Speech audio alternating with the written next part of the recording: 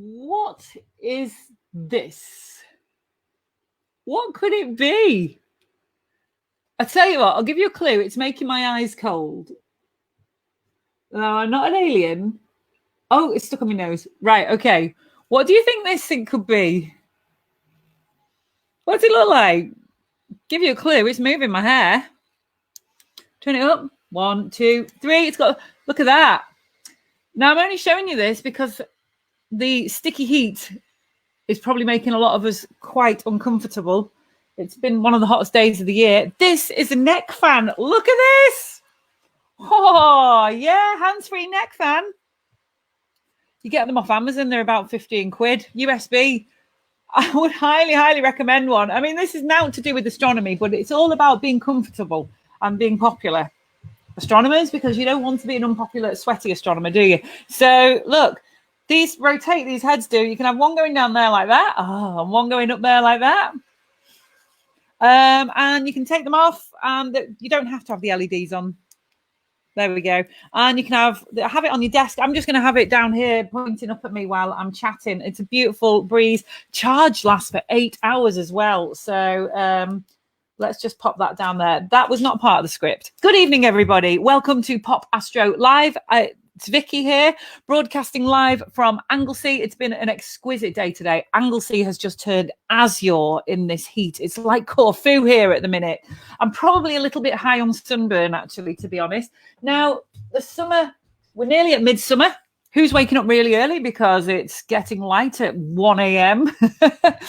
And tonight we are doing a Cygnus special. Cygnus is the constellation that is probably the easiest to spot during the summer months. So the purpose of this show, really, it's basically, you're not going to learn that much. It's not a serious astronomy show, but we're going to have a laugh and hopefully help to unite the nation of astronomers, because we all know that us astronomers are such wonderful people with such a wonderful outlook. Wouldn't you agree? So please feel free to join in with the comments. We want lots of comments. The sillier, the better, really. Let's see. People already comment. Oh, Cath already. Cath is a fan. That's nice to know, Cath. A fan of me. I'm so grateful. But are you also a fan of the neck fan as well? A fan. A fan squared. Great stuff. Okay, so feel free to leave comments. We love contribution. I've just realised my light is set slightly wrong and it's giving me big green reflections in my eyes. But who cares? It's Friday night. And popular astronomers are going to learn all about Cygnus with a stack of wonderful guests for you. We've got competitions. We've got silly bits. It's all going to be fantastic. Feel free to change this to share this feed as well. So it's going to be lots and lots of fun. Okay, so on tonight's show, we have got an overheating computer. We've got, well, first of all, let's learn a little bit about Cygnus. Cygnus is an absolute highlight of the summer sky. It looks like a very big crucifix or a swan soaring across the sky. Now, its name Cygnus is derived from the Latinized Greek word for swan. It's easily one of the most recognizable constellations of the northern summer and autumn, and it features a prominent asterism. That's like a separate kind of little side hustle of a star constellation known as the Northern Cross. Cygnus contains Deneb, which is translated, I guess, from Arabic Danab, which means tail. It's one of the brightest stars in the sky. It's also got some notable X-ray sources. So if you hurt yourself, you can go into the sky and go get an X-ray from... That's obviously not true. It's got some most notable X-ray sources and the Giant Stellar Association of Cygnus OB2. I don't know what that means. Maybe somebody can come on and explain that later, such as Robin. Cygnus, the swan, is also known as the Northern Cross. So let's have some Cygnus facts. Cygnus, the swan, will break your arm if you get too close with a telescope. Cygnus, the swan, tried to appear in Swan Lake, but couldn't find a tutu big enough. And it is thought that if Cygnus, the swan, ever did a poop, it would black out the sun and be the end of civilization as we know it. So we're going to join Cath now, our wonderful astronomer au naturel. Here she comes. Cath, we're coming over to you. Here she is. Hi, Vicky. Hi, everyone. Hey, Okay. Cath, it's Friday and we're in lockdown. It is Yeah, Friday really, and we're really in good. lockdown, but look at the weather. I mean, look at the weather and look at the night skies. So we don't have too much to complain about, really, us astronomers. We are really getting a good deal out of this lockdown, I think. Apart from not being able to get together, yeah, it's not too bad. Plenty to keep us occupied. I like it. And we've been working on some potential little new slogans for this show and for the SPA. And Robin came up with keep looking up. Well, that's what we want everyone to do. That's what we're all about.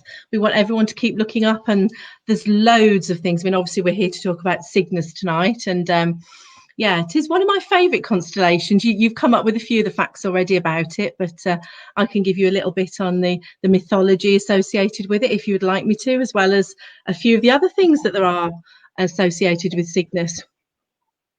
Sure. We'll just say hello to Joe Bourne, who says, good evening, all. Hi, Joe. Joe, please feel free to contribute in the chat. We'll have a laugh. It's the closest thing you're going to get to going to a star party, isn't it? Yeah, I've met Jo. She comes to the Preston Montford weekends. Yes, yeah, lovely Jo. We've shared a gin and tonic on the car park. I'm just trying to see if I recognise Jo's face from that time I came to Preston Montford and made that video. Don't know she was there that year. She was there last year. I don't think she was there. I think that was her first year, but maybe she'll comment in the chat. I think last year was her first year there. So you were the year before, weren't you? 2018. Oh, there you go. Jo is saying, hi, Cath. Oh, bless her. Now, look, Jo's drinking out of a mug. But look at my mug. Oh, that's the best mug. I mean, look at the size of that mug. It's huge. This is a really lovely mug. It's just a really pretty mug, isn't it? It makes you feel good to drink out of it. It is. Well done. It looks very big. You could get your soup in that. It's a 10-ounce mug. Trust me. This is my... Look at the size of it compared to my head. It's minuscule. So, Cath, take it away and let's learn all about some Cygnus. Well, as you say, Cygnus, it really is probably one of the easiest constellations to spot in the summertime. It's very prominent in our skies high above. It's actually the 16th biggest constellation in the night sky, and as you've already said, it's very easy to identify. If you're looking for it for the first time, what I'd recommend is to look for the star Deneb. That's the brightest star, and that's actually at the tail. And if you follow Deneb up, you will actually get the representation of actually Cygnus the Swan. Also associated with Cygnus is the Northern Cross, which is actually the asterism that contains 5 stars. Now, you're going to have to forgive my pronunciation on some of these because Greek and Latin isn't my mother tongue. So you've got Deneb. You strike me as a master of Greek and Latin, Cath, honestly. Well, I'm going to give it a go. And by the end of the mythology bit, I might have convinced you. But you've got within the asterism, the Northern Cross, you've got Deneb, you've got Saturn, Alberio, Rook, and Ginar. I'm not sure if that's how it's pronounced. It starts with a G. I don't know if it's Ginar or Ginar, but they're the 5 stars that make up the asterism that are part of Cygnus. The other association that Cygnus has got with the night sky is with the summer triangle. It's actually one of the 3 stars that make up the summer triangle. So Deneb is like a blue supergiant star, and it forms into this summer triangle with Altair that's in Aquila and Vega that's in Lyra, I believe, if I've got it right. Robin will come on and tell me later if I haven't got it right. But that's another fantastic thing, the summer triangle. These are really, really bright stars, and you will clearly see them make up that triangle. Yeah, so Cygnus, I mean, I can go on about it. Let me tell you one of the myths. There's a lot of myths and where all the constellations get their names from, but I would say it's mostly associated with the legend around the Spartan queen Leda, or Leda, however you wish to say it. Basically, she gave birth to 2 sets of twins, not 1, 2 sets of twins. Goodness me, that's just, imagine that's a nightmare. I mean, for me, 1 child is bad enough, let alone 2 sets of twins. Yeah, and add to the fact that 1 set were immortal and 1 were mortal. So you have Pollux and Helen. They were the immortals, and you have the mortals of Castor. And oh my goodness me, here goes another name, Clytemnestra. We'll just go with that. So basically, the god Zeus seduced Leda and the immortal, and he's actually the father of the immortal twins, whereas the mortal twins were fathered by Lada's husband. Jeremy Kyle needs to get on this one, I tell you. He does, doesn't he? He'd have had a field day. So then what you end up with there is Castor and Pollux, two of really bright stars, which are actually associated with constellation Gemini. And that's the end of my Greek history. Do we still have any listeners? Do we have any listeners left? It's a den of iniquity, isn't it? The night sky is a den of iniquity. I tell you that mythology, it's got a lot to answer for. So currently, just at the minute, the screen sharing isn't too great on this software that I've got, but I've attempted to bring up an image of Cygnus. You can see if you take away the two side bits, it kind of looks like a crucifix, really, doesn't it? It does. It does, yeah. Well, that's where you've got the Northern Cross coming into it as well, the asterism within it. So, Deneb's the one at the actual top of the screen there. That's the one that, even though that's the tail of the swan, that's Deneb there at the top. We can't. It's no good me pointing at my screen. That's not going to work. I think it's there. That's Deneb, and is that Alberio with the double Alberio. layer? Yes, I believe so. Robin will come on and tell us off if we're wrong, Vicky. You know. Oh, I know. Yeah, do you feel like naughty schoolgirls because we got the price of the membership wrong last week, or I did anyway, and we got. I said it was £23 a month to join the SPA, which I think is just a wonderful price. I think it would be brilliant I'm sure we're worth it, Vicky. I'm sure we are. We are absolutely. Yeah, we're going to come on to that actually. So, have you got any other wonderful Cygnus facts, Cath? Let's get rid of this now. I would say that that's pretty much it. I mean, I could go on, and I could go more into bits of Greek legend, but I'm just going to get myself tongue-tied and not be able to pronounce the names. But there's something else really exciting happening this weekend, potentially. Hang on, let me even know what it is. You're going to know. If I start doing this with my T-shirt, it's got... Oh, okay. Yeah. It should have happened in the week, but I just feel that in case there's anybody on the planet that doesn't know, fingers crossed tomorrow evening, cross everything, 8:22 UK time, Crew Dragon will take off if weather allows. So I think that's... How anxious.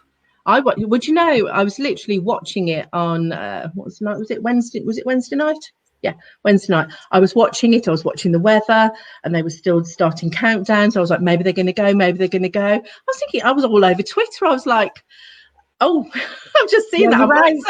You're right so far. Do you reckon that's Paul or Robin in control of typing in the answers? I reckon it's going to be Paul, that, isn't it? I reckon it is, yeah. But I'll take that. I don't mind. Yeah, all right. So I was watching it, and literally me and a few friends, we were all over Twitter getting so excited because we thought it's going to happen, and then no. And when you saw the picture of the clouds, you know why it wasn't going to happen. But fingers crossed tomorrow. And if they don't go tomorrow, there's another launch window, I believe, for Sunday as well. If not, I think we'd be moving right into the 1st of June. So, well, fingers crossed, Cath, and thanks for the heads up. Right, okay, I am not one to be out T-shirted here. No. I've got a reduced lockdown wardrobe because of my location, and I've got loads of space apparel, which is great for the winter, jumpers and stuff. This is the only T-shirt I could find, and it's practically fossilized. It's all cracked and split. But this was can you tell what that is? This is my number one thing that I was wearing 10 years ago to Space Fest. I hosted Brian Cox on stage wearing this very T-shirt. Did you? Can you see what it is? The camera goes the wrong way. There you go. Oh gosh. What is it? Hang on, I've got to straighten up and come. Yeah, that's it. It's looking a bit like a ghost from here. I'm not seeing it very well. Oh God! Right, well, there you go. Is that any better? Oh yes. What is it? Someone tell me what it is. I don't know the name of it, Vicky. Right, we'll see if anyone can guess what it is. I'm not. Not pushing myself into the camera anymore. No, don't. Please, no, we don't. We don't want the camera going over. Excellent. Okay, Cath, we've got some shout outs here. We've got Ian Baker, who's one of my lovely Twitter pals. He frequently accompanies me when I'm doing live streaming and is making lots of comments. So hi Ian, wonderful guitarist. Bernard Ring does everything Bernard Ring can. Oh, hi Bernard. Bernard goes to the Fox in Oswestry, you know, where we did Stars in the Bars. I met him. Yeah, we met him at Stars in the Bar. We've got two of them here. Greetings from the Cambrian Mountains of Wales. We've got 9 dark sky discovery sites at an international dark sky park. That's fantastic, actually, because we are currently another project that I'm working on is about the dark skies of Wales. So drop me a friend request if possible. Get in touch with me because I'll pick that up. We interviewed Alan Trow last night of Dark Sky Wales on a. Yeah, very, very good. David Lewis. Hello, David. Hello to you. Don't get crabby. Oh, okay. Somebody's on it. But what is the visual pun? If that's Paul Sutherland, he's going to know what that is. Come on, we want to know what that is. First one to guess what the visual pun is on my T-shirt. Great, Cath. Well, other than taking beautiful shots of the moon and fingers crossed for SpaceX, what else are you up to this weekend, Cath? Well, so we're hoping to have a socially distanced space rocket launch party tomorrow night with my lovely neighbours out on the driveway. So that's one of the things we're going to do.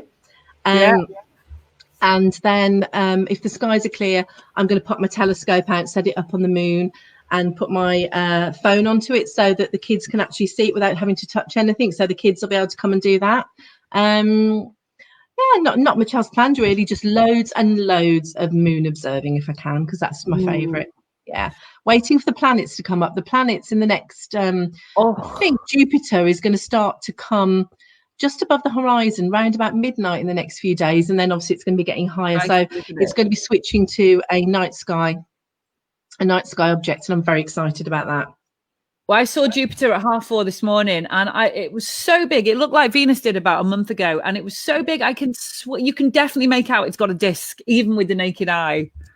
Wow, gosh. Well, you've got such good skies. Yes. Oh, beautiful Anglesey. Yeah, beautiful Anglesey. Astronomy Island. Yeah, it just looks so much bigger than there's definitely something there. It's not a pit and prick like a star. So Saturn just looks like a toppled spinning top at the minute. Jupiter, because he's rather on the portly side, and the little tiny Galilean satellites reminded me of, it's like Pavarotti and his groupies. That's what I always think of when I see Jupiter. They're so beautiful, and the way that you get so many different views every night of where the moons are. And I can't wait to get my big telescope. It's an 8-inch on the planets. I reckon Saturn's going to look pretty impressive through that. So it's kind of just like a bit of a lopsided oval through this. It's enough. I know it's there. Yeah, of course you do. That's it. And all telescopes give a different view, and any telescope or binoculars is better than just the naked eye when it comes to the planets, for sure. Excellent, Cath. Okay, it's been so lovely. Hopefully see you again same time, same place next week. Although who knows, you might be out partying if lockdown lifts or something. I don't think it's going to lift that much. I think we're going to be here for a few more weeks yet. Oh, well, stay safe in the sun. Our favourite star of all. Absolutely, our favourite. Yeah, I'm a bit ready brownie. Yeah, well, we'll say no more. Never mind. Get that bit D flowing. I'll catch you later, Cath. All right, see you folks. Bye. Thank you very much, Cath. Bye. Thank you for the lovely Cygnus lesson. It was great. You're welcome. Okay, I'll let you log off. You say goodbye first. No, you say goodbye. Say goodbye first. Bye. No. I love you. Go, say goodbye. Say goodbye. Put the phone down. Put it down. No, love you, baby. I'm going to put it down. I'm going to say over and out. She's left me on my own. What am I going to do? Thank you very much there to Cath Elizabeth, leading light of the SPA there. Her beautiful brand of, I call it Au Naturel Astronomy, because she takes just fantastic Au Naturel pictures with her smartphone and through her telescope. None of this pimped up amazingness from Cath, just pretty much as the naked eye sees it. So then, let's see, have we got any comments? Keep the comments coming in. It's great to be chatting with you. It makes me feel connected because we're in a very remote place at the minute, and this is really good for me doing this kind of stuff. I'm really, really enjoying it. So, okay, right. Something has arrived in the post. Very exciting. Now, I've been feeling a little bit mischievous lately. What's new there? I'm a great practical joker. Terrible, terrible girl. This arrived in the post. And can you see what it says? Oh, hang on. Where's it gone? Oh, I put my address on. I put my address on national TV. Oh, it's okay. It's all right. You can come and visit me. Come and play with me. I'm in Anglesey. I've put my name as Professor Vicky Duncalf, and I'm not a professor at all. And I got a subscription to Viz as well last week, and I put my name down as a lady. So I'm now a professor and a lady. This is slightly late because it's had to be diverted to me. You can come and see me. Fine. You can know my address. I'd give it to you if you asked.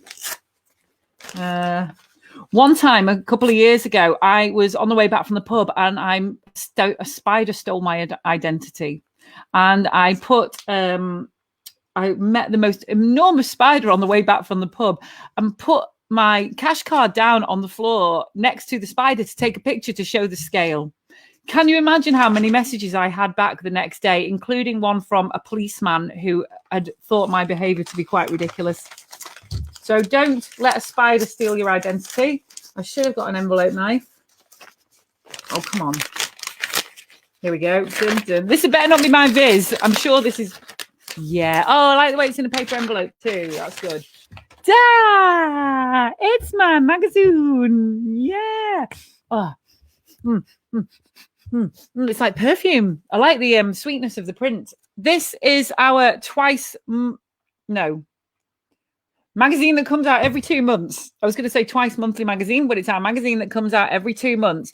Popular Astronomy. When you become a member of the SPA for £23 a year, not only do you get access to lots of private content and also access to our meetings when they're back, you get this magazine, and it's so good because you are allowed to contribute to it. So I always flick to the back to see who's contributed this year, this time. Oh, it's got a Heather Cooper tribute in it. She's looking pretty funky there. There's Stephen Sargent kissing Heather. They're folding together nicely. So let's have a quick look here. Let's have a quick look. Who's been contributing? I'll just have a quick whiz. Section report. So if you are into a particular niche of astronomy, you can start contributing and sending your pictures and get your name not up in lights, up in paper. So we've got the meteor section. We've got a deep sky section. I won't go into detail. You can get it yourself. We've got the planetary section. Oh, look. So let's shout out some of the people that we've got here. A sketch of the Mercury transit by Alan Heath. Infrared imagery by Simon Kidd. There's nothing more satisfying than getting your name up in the paper, in the magazine. Section reports. We've got a variable star section. You can go as deep into your astronomy niche as you want with this fantastic magazine. And we've got the solar section as well. It's who's been taking pictures here. Yeah, I mean, look, people's notes, observations. It's just such a wonderful club to be part of. And it will really make you feel part of something special when you join, because we love being Britain's brightest and largest astronomical society. Terms and conditions apply. That might not be correct. We might not be the biggest, but I suspect we are. Right, we've got comments. Let's have a look. Don't knock spiders when you're on the web, Paul Sutherland, the Punmeister. Bye, Cath. Thanks for mentioning the planets. Oh, very good, Alan. Thank you very much. You're welcome, Alan. I just love the planets. I'm coming, Vicky. Coming where? Well, when lockdown allows, that is to Anglesey, hopefully that means. Don't knock spiders when you're on the web. Oh, just so good. You can tell he was a hack, can't you, Paul? Right, what's next? Oh, okay.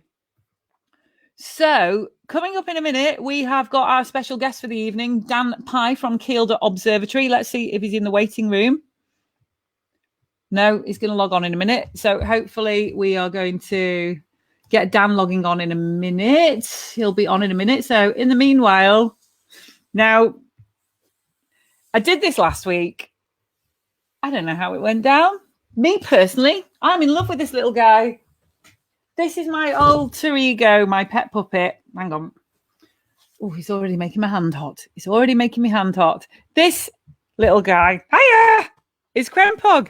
Now he's got his own big following on Facebook and he does a lot of Facebook lives with me and he just had to come on because he's always seen me because she 2 times me with that telescope she does. Yeah, she's looking down that instead of putting her hand up my jacksie and I get really, really jealous. Sometimes I growl at the telescope. Krempog. So yeah, Krempog, Welsh for pancake because we got him from a pancake shop or pancake cafe in North Wales once upon a time. So what have you been up to, Krempog? Well, yeah, I started to do star gossip because I've always fancied being a bit of a showbiz reporter. Yeah. So yeah, Saturn, he's won the record for the longest hula hoop in history. So a round of applause there. He's been going a couple of million years. Krempog. Oh, Venus. Yeah, well, we've all been watching her. She's got a bit shy and been having a bit of a wobble. She's got an inferiority conjunction complex. You're not meant to laugh at your own jokes, Krempog. Yeah. Anyway, yeah, some great flares have been spotted on the sun lately. Astronomers predict big lapels and Kippertires will be coming next. Actually, there have been some big prominences on the sun today. Has anybody seen them? Let us know if you've been doing some solar observing. And hopefully, we're going to speak to Dan Pye in a minute from Kielder Observatory. He's a proper astronomer, not like you. Thank you, Krempog.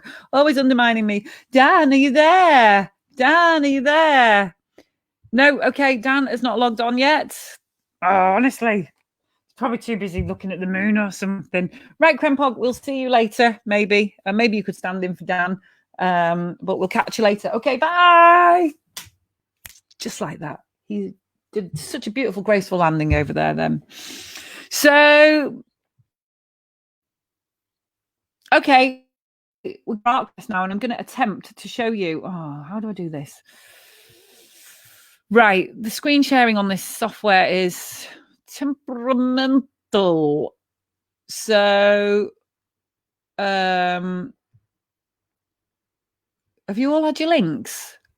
Has everyone had a link to this thing? Robin's asking whether I've sent. Yeah, I've sent you a link, I think, Robin. Yeah, there's a BCC email gone out to you and Dan. So let me see. We had an art contest last week. We had an amazing entry, and I'm just trying to find it. Imaging challenge competition. Let's have a look. No, I don't think I'm going to be able to find this. Anyway, Dave Hargreaves won the Italian art set and the SPA mug. So well done. I'm just going to see if I can get the image up. How do I find it? Sift through 80,000 emails. Live on air. I guess Robin sent it. Robin image. Art. It was art. That was the keyword in the. There we go. Excellent viewing figures. No. Oh, I had it before. I think it might have come from a different email address. I can't find the art entry, I'm afraid. Yes, I got the link. Be with you in a while. Great. Okay. So our magic special guest is lost in space somewhere, I assume. Where else are you going to find an astronomer?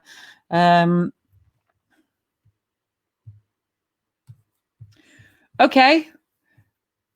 I'm just going to drop Dan a quick message on Facebook to say you're on, love. Maybe he's messaged me. Dan. I probably sent in the wrong time. I don't think I understand. Okay, Dan, ready for you now. What's happening? My computer's on a bit of a go slow. Please forgive me. Why is Facebook not working? Hello, Dan.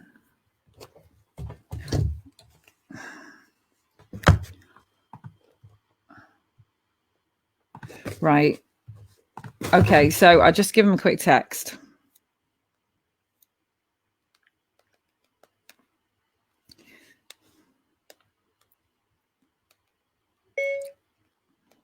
Ready, Dan? Log on now. Great. So our special guest is Dan Pye from Kielder Observatory. We've known each other on Facebook for quite a while, but oh, here he comes. He's ready. check out. Oh, he's gonna outdo me. I've just had a glimpse of what his studio is like. It looks well pro. I've got a microphone and a light. There we go. Are you ready, Dan? 3, 2, 1. Yeah. Oh, hello. Good evening. You've got a better looking rig than I have, love. Oh, thanks. You would think I'm a pro. Yeah, do you want to give yourself a quick plug? You are a voiceover extraordinaire. Yeah, I know. Actually, I never introduced myself as a pro either. I am very much still a baby. But yes, I am. My name is Dan. I work at the Kielder Observatory, but also I'm a full-time voiceover artist. I'm more synonymously known with one of the voiceovers of Channel 4's Continuity last year. And also in Asda stores across the entire country. You can hear me in Asda. And various other bits and pieces that I've done over the years as well for Universal Studios and the BBC. That's very good. Very good. You could also be the voice of the SPA if you so desired. Give us the Society for Popular Astronomy. Keep looking up. Nice. You give us one. You go. Come on, give us it. The Society for Popular Astronomy. Keep looking up. Oh, that is nice. That is nice. I've recorded that and we'll be using it everywhere now. Great. It's really good to speak to you, Dan, and to hear your beautiful voice and to see your lovely studio setup. But you are a kick-ass astronomer affiliated with Kielder. Tell us about what kind of stuff you get up to there. Yeah, that's right. So at Kielder Observatory, we're one of the largest public outreach observatories in the country, particularly in terms of stargazing facilities. We've got the largest stargazing facility in the country underneath the darkest skies or one of the darkest skies in Europe. In fact, we used to be in the largest dark sky park in Europe until someone in Croatia, I think it was, made a bigger one. But we're 1,500 square kilometers of protected dark skies in Northumberland, incredibly dark. It's 3 on the Bortle scale, which is pretty dark for the UK and in particular for England. Nice and remote and great for stargazing. And my role there is visitor experience lead and also one of the astronomy guides as well. I want to do that. That sounds like my most amazing job. It's a good job. It's a really good job. I mean, it gets pretty cold. A couple of years ago in February, I remember it getting down to like minus 18 degrees. So it can get pretty chilly at times. Yeah. Very, very good. Okay. So I'm just scrolling through for the questions that you sent me. They're in Facebook chat, aren't they? Yeah, somewhere like that. Yeah. You don't never see Michael Parkinson scrolling through his Facebook. Is Michael Parkinson still alive? He is, isn't he? Yeah, he is. Yeah. I always ask that question, actually, because we haven't seen him for such a long time. Is he still alive? Is he not? You never know. But he's still alive, apparently, yeah, according to Wiki. Okay, so my Facebook's frozen. This is what happens when you don't have a producer, Dan. You've got to just wing it all. So I'm going to have to just do it not off my desktop. The questions. What size shoe are you? No, that's the wrong question. Yeah. The wrong question. Okay, so you could ask me why Kielder is so good for stargazing. I think you just answered that. Yeah, I've pretty much just answered it. So obviously when we're stargazing, we want to get the darkest skies possible. Being away from light pollution is the most important thing for us. So in Kielder, being the darkest skies in England and certainly in the UK, the largest expansive protected dark skies in the UK. There's also some incredible facilities that we have at the observatory. We've got some great telescopes there, 16-inch telescopes. And of course, as somebody quite rightly mentions, some of the epic star camps that they do down at the Kielder village as well. So incredible skies. I mean, you could, if you want to get darker than Kielder, you could go to the Highlands of Scotland. But I mean, in Kielder, we get some pretty radical weather systems. So in the Highlands of Scotland, you're welcome to. Yeah, it's cold. Well, what do you mean? You mean it's going to be even more radical at Kielder? No, it's more radical I would say it's probably more radical weather systems across the Highlands of Scotland than it is at Kielder. I've got to say, Anglesey is home of the red weather systems. We're the 4th windiest place in the UK, and it does get exceedingly boisterous here. It's a nightmare if you've got curly hair like this, but we do get the amazing dark skies as well. Yeah, good. Great stuff. Okay, so tell us what is good to look at the minute. If you were at the observatory, what would you be looking at the minute in summer? So summertime is a really good time of year for, well, at the moment, particularly for the really good planets, which are starting to rotate back round again. Oh, so When we good. start to get into July, we've got Jupiter and Saturn rising up in July, earlier on in the night. They're rising now, of course, but not until early hours of the morning. So Jupiter and Saturn, great time of year to see those as we head into July. And also a phenomenon called noctilucent clouds. Now, I bleat on about these all the time because they're often ignored when it comes to stargazing because they're not stars, but they're still an equally incredible thing to look at in the night sky. Around about midnight, we get these things called noctilucent clouds at their peak. Maybe it's about 10 o'clock to about 2 a.m. is their peak time. And what we're looking at is clouds which literally look like they're illuminated in the nighttime sky. Towards the north, we're looking at ice crystals in the mesosphere, 60 miles above the surface of our planet, as a result of meteor impacts throughout the year. And that, to me, is still part of astronomy and still an incredible thing to see. Oh, so do you? So I'm always confused as to whether it's rocket vapor or meteors. So it's meteors, meteor impacts, and also a mixture of volcanic eruption material as well. Yeah, there's also a catalyst of methane, which allegedly helps these things nucleate. Because of course, when we've got these little ice crystals, they're nucleating around little flecks of dust. Those little flecks of dust are either from meteor impacts burning up in the atmosphere or volcanic eruptions. So. Oh, you've made me feel better about them, because sometimes I thought they were just fancy rocket fuel vapors up there in the sky. No. Oh, that's good. Yeah, that's made me feel better about them. Although they've only been around observed for about 50 years. I don't know, to be honest. Actually, I think they've been observed for a lot longer than that, but I think it's just that we've never really recorded them as a phenomenon or never really paid too much attention to them. But I certainly think they've been around for a lot longer than that. Yeah. So how do we observe these wonderful things then? Because they are like stunningly amazing to look at. They're not like your normal kind of cirrus wispy clouds. They look like, I call them hologram clouds or sellotape clouds. They've got this very luminous kind of turquoise color, and they shift and they shimmer, and they're really high, right on the edge of space. Yeah, that's right. Yeah, so we look north. To be honest, last year they came down really, really far south. So we got to see some really spectacular ones last year. Yeah, they were great last year, weren't they? On Midsummer's Day. That was sort of 3 weeks. Yeah, okay, yeah. So they're just starting to come because the sun is only clips the top of them in the summer months. Yeah. Yeah, that's right. So it's the sun just catching them at the right time. And of course, in the Arctic summer, it is really, really cold in the mesosphere, which is what allows this process to take place. Oh, I like it. And I like your voiceover voice as well.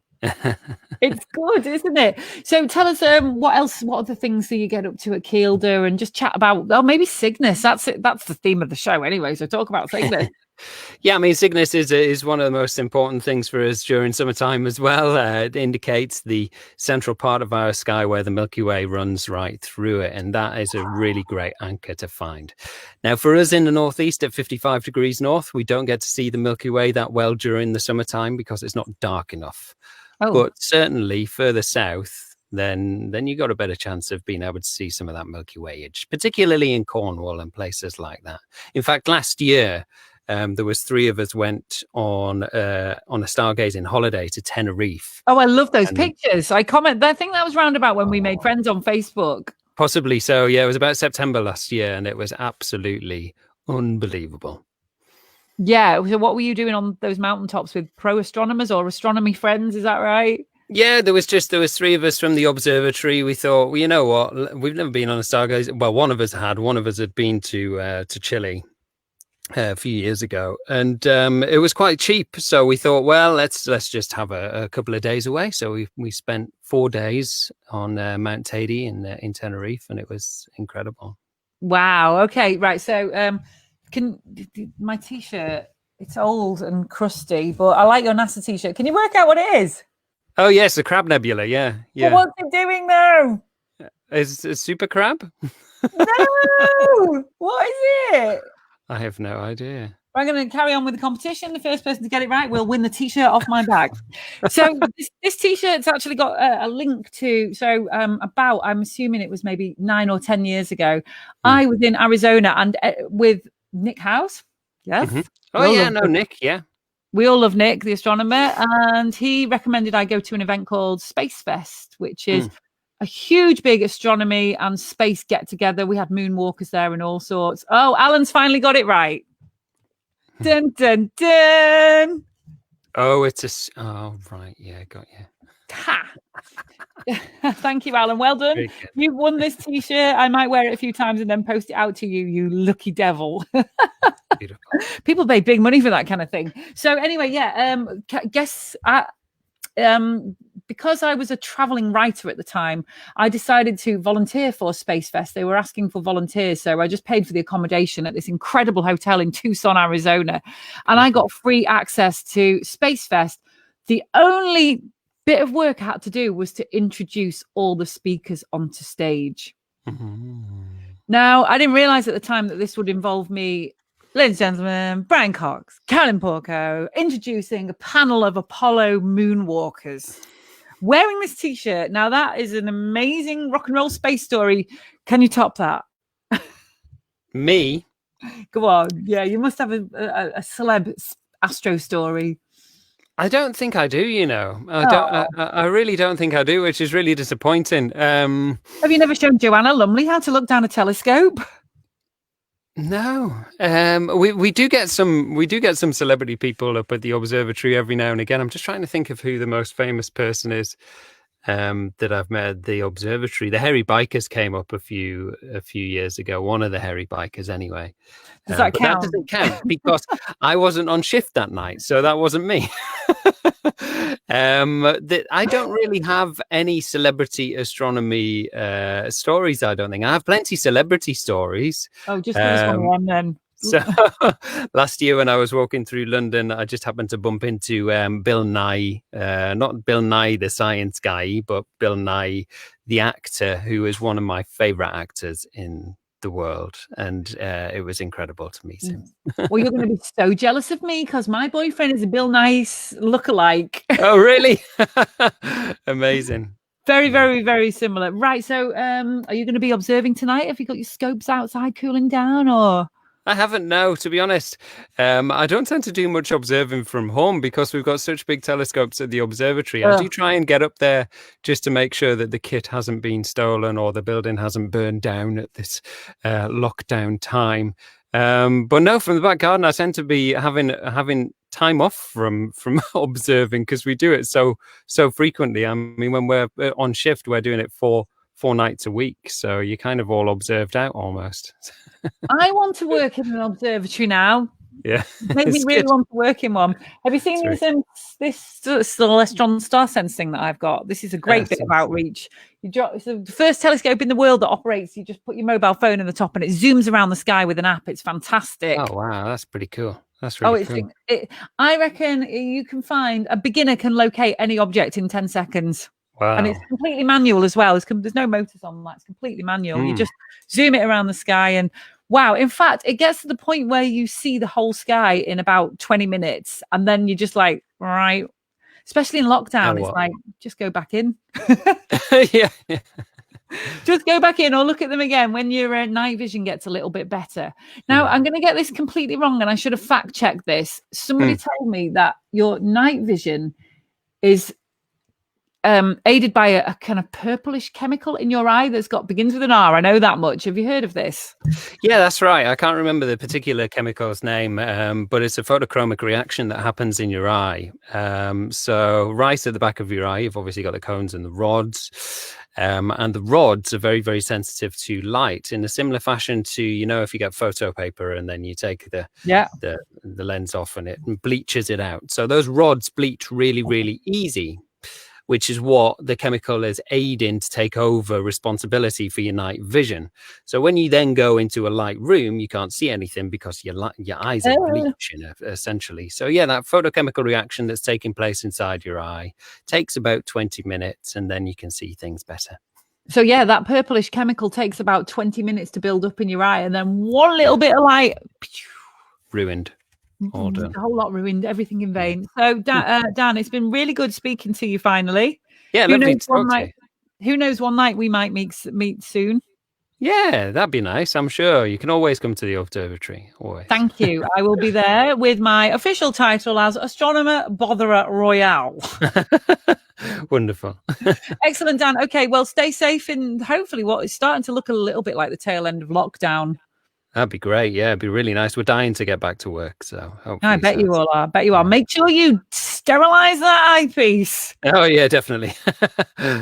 Oh yeah, because it transmits to your eyes. Yeah, it does. Yeah. So we've got full sanitation stations on prep for when we reopen, hopefully in July. So yeah. Yeah, give him a good squirt in the eye. I'll see you later, Dan. All right, we're going to chat to Robin now. Thank you. I'll let you disappear off, and we're going to be joined by Robin Scagell. Here he comes. Straight over to Robin. Hello. Robin. Hi there. You got me. How was that for 6? Yeah, that's good. Yeah. A real production studio you've got there. That's great.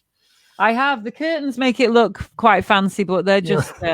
Yeah, I've only got one curtain and a bit of board to hide the shelves at the back.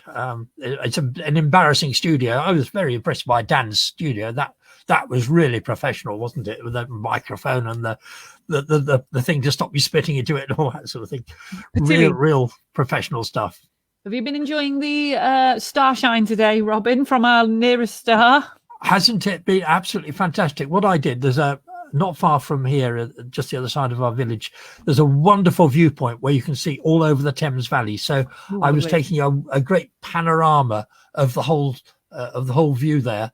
And what I'm going to do is put it together and work out what all the things are in the distance. You know, when you go to a place, you always see these places in the distance as a little town and all that sort of thing, a church spire and so on. And you wonder which one's that. And there's no viewpoint there. So what I'm going to do is create one for the people in the village to download onto their phones. And then when they go there, they can look at that. So that's what I've been doing today, taking the photographs. Well worth doing if you live in a place where there's a view. So that was been my job for the day. Apart from finishing off articles for Popular Astronomy, which I've been doing today as well. So I've been multitasking. Yes, I hear you're very busy. Actually, Robin, I think that because this could be a good chance now. I've been thinking about the fact that there's kind of like an editor vacancy for the magazine. Is that right? Yes, I'm the most vacant. I'm the most vacant editor there is around, so we want a better one. And so if anyone wants the job, they've got to know.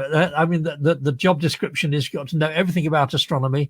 You've got to be able to be perfectly literate. Actually, you'd be the right person for the job, I reckon. How about it? Jeez, Robin, I've tried writing scientific articles. My background is marketing and advertising, and I am prone to hype. Yeah, well, we all are to a certain extent, but I must say hype is a bit of a problem in astronomy. And you know what? You listen to the media. A couple of years ago, there was a story on breakfast TV about meteor shower. I think it was the 8th of October, Sunday 8th of October, watching breakfast on BBC, and they said there'll be a wonderful meteor shower this evening with fantastic meteors. Astronomers are really looking forward to it. I thought, 8th of October, there's no meteor shower. Anyway, I looked it up. It was a meteor shower which actually was promised to give 1 meteor an hour. And the BBC were plugging it. And I couldn't believe it. And the trouble is that the astronomers get the blame for this sort of thing. People go out, they don't see any meteors. Oh, those astronomers don't know what they're talking about. But it was the BBC that hyped it up there. And I'm afraid that you can't always trust even the BBC to get it right. So the SPA, of course, always gets it right.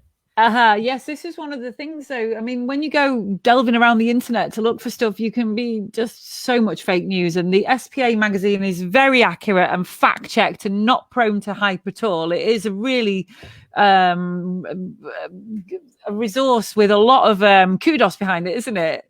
It certainly is. And we do actually proofread it. We make sure that everything in it is as accurate as we can possibly get it. So it's the bee's knees, I have to say. It is. Well, I would say, wouldn't I? The editor. Well, yeah. But the fact of the matter is, Robin, you are editing this as kind of stand-in editor, and it's an amazing opportunity for somebody who would like to get into kind of magazine publishing and into astronomy. It's a huge step up to say that you've edited this magazine, isn't it? Yeah, I'll tell you what, a lot of people who have been editors in the past or have been associated with the magazine are now working in astronomy publishing. I won't give names because they might be a bit embarrassed, but there are a few. There's one, for example, having been our chief stargazer, then went off to work. That's Emily Baldwin. I will give you her name. Yeah, She went off to work for the European Space Agency as a publicity officer. And I'm not saying that she used the SBA as the necessary step up, but it's a real feather in your cap to say, look, I edited this magazine, or I contributed to this magazine. So a lot of people have actually found that it is a real sort of addition to their CV. Now, I'm too old to need CVs, so I'm quite happy to pass the job on to somebody else who would like to make their mark in astronomy publishing. And who knows, it could be the big step that you really need. And I'm a freelance writer, and I know that the paychecks are good. And if you could have something like this on your CV, wow, if you could pop a couple of issues of this out in a job interview, this is going to really stand you above the other candidates. I'm certain, isn't it, Robin? Absolutely true. But of course, the thing is, it's a voluntary society. Nobody gets paid in our society, so it is a purely voluntary job. But it's really worthwhile. So, and being a member of the society itself is really worthwhile. I'll tell you one thing as well. A lot of people have been rejoining the society. People leave. Come back. Yeah, they do. They left a few years ago thinking, oh, well, maybe I can't afford the tiny sum that it costs per year. I mean, it really is excellent value to the society, I have to say.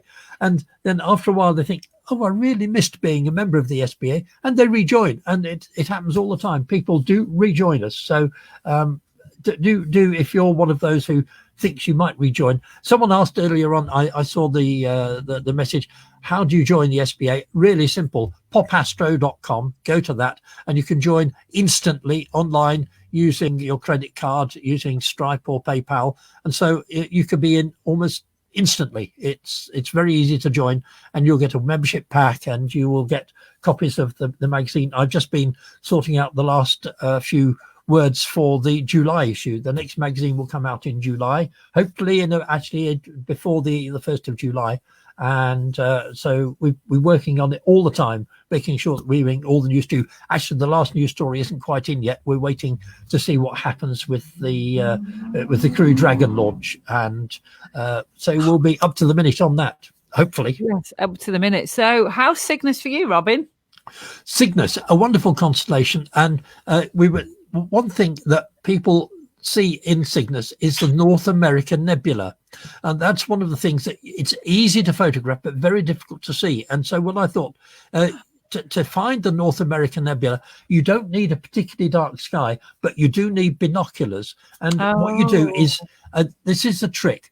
Don't look for a bright nebula. You look at it in a photograph and you see this lovely, great reddish blob looking like the pattern of North America, right next to the star Deneb, which we described as the tail of the swan, quite high up in the sky. It's almost overhead in summer months, and it'll be around for the rest of the year virtually. But the thing is, look with binoculars and in a dark sky for that. Don't look for a bright thing. Look for something dark, and you can actually see the bit that forms the Gulf of Mexico and the sort of eastern coast of the US in the North America pattern. You can see that easier than you can see the nebula itself. So if you want to find the North American Nebula, look for something dark, and then you can just about get the idea of where the bright bit is. The reason your eyes don't show it as well as the photograph is that it's glowing in the light of hydrogen, and that is a very deep red color. And you think, oh, that sounds wonderful, I'll look for that. But your eyes are just not sensitive to hydrogen light. And so all you see is a very pale glow. I have to say it's disappointing, but once you see it, there's no mistaking it. You can actually see it. Where you are in Anglesey, you should be able to see that. The moon's in the way at the moment. Give it a month or so or about 2 or 3 weeks for the moon to get out of the way.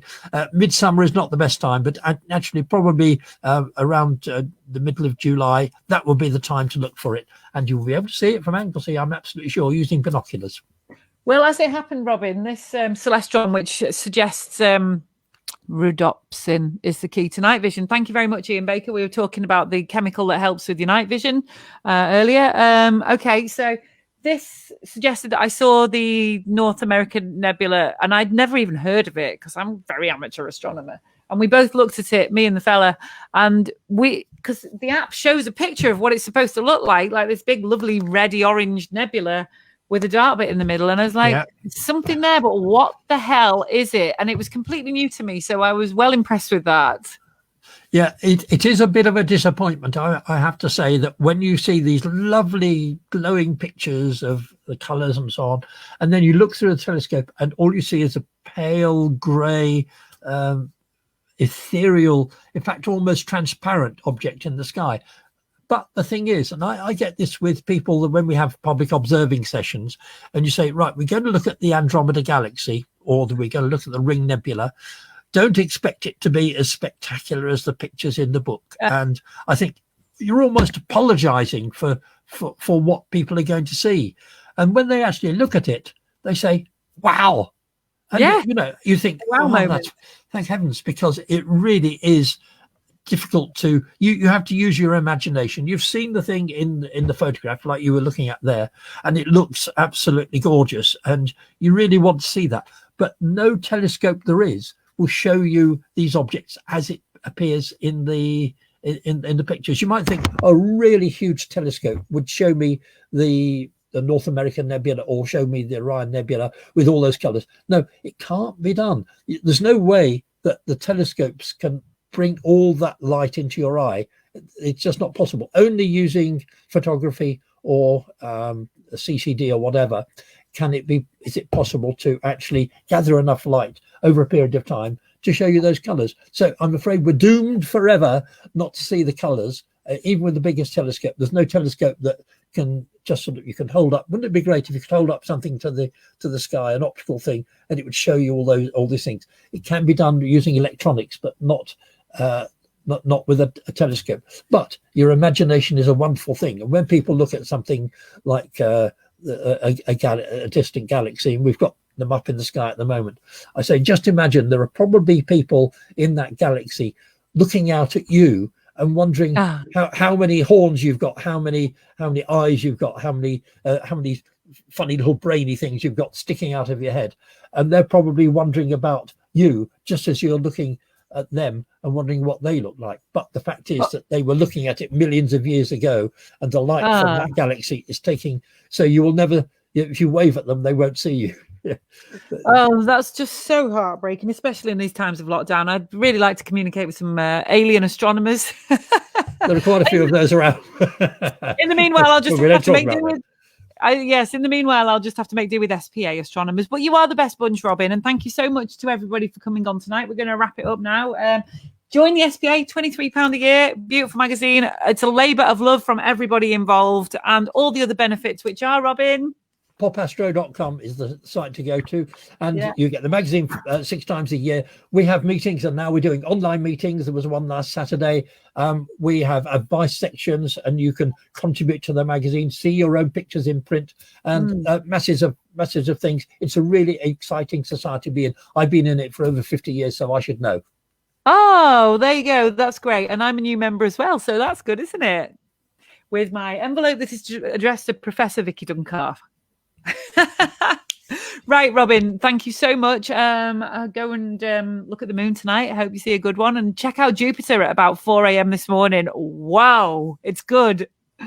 A sight for sore eyes, Robin. Okay. Yeah, you can see it a bit earlier than that. It rises about midnight, but give it a while to rise. Is it? Oh, okay. Yeah. Well, yeah. And Saturn should get up there as well. But they were good in the sky together last night. Jupiter and Saturn, a sight for later on this summer, right till the end of the year together. Oh, that's going to be an amazing treat. Now, I did not know that. Brilliant, Robin. Thank you so much. Let me just interrupt. The best time will be December the 21st, when they will be so close in the sky. They haven't been closer the last 400 years. So that's a treat to come. December the 21st. I can't imagine the amazing photographs that will come from that conjunction. Yeah, it'll be something that hasn't been seen for 400 years, nor will be seen for another 400 years. How close? So, about within the same field of view of a telescope, about a quarter of a degree, which is tiny. You'll be able to see them in the same field of view of the telescope. Bring Fantastic. It on. I've never looked forward to winter so much. I'll catch you later, Robin. Thank you very much to all the contributors and everybody who commented. Good night from Vicky and Robin and the SPA. Bye. Bye. Good night, Robin. Bye. Bye, everybody. Bye.